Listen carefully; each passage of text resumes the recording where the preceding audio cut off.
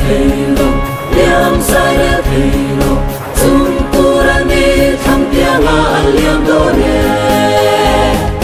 vàng có quy trung công xa lắm chuan loài xia là người đi ăn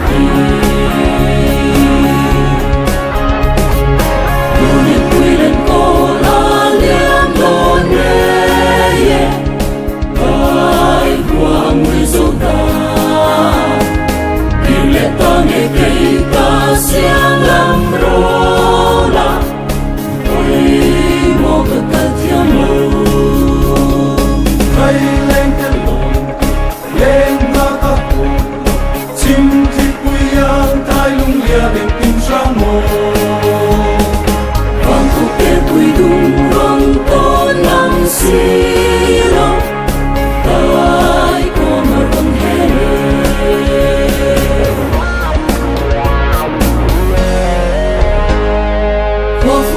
tùy thăng vô quý ruộng buồn lại cho đủ in ngoài bên trong ta nghĩ chọn ban vua đi chỉ ăn mà thùng khai mi u đẹp bù lộc mi to đẹp bù lộc lên ngang để a tuổi bé bé cất tung cây gió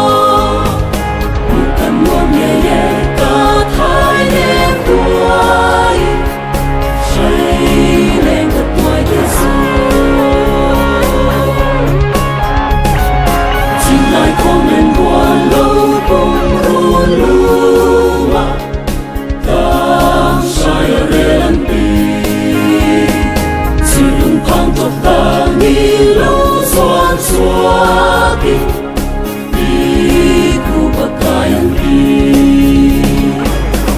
không ngồi lên rồi không ngồi lên không ngồi là chúng ta nghĩ là khả năng nghe em không rồi thì lại phải chúa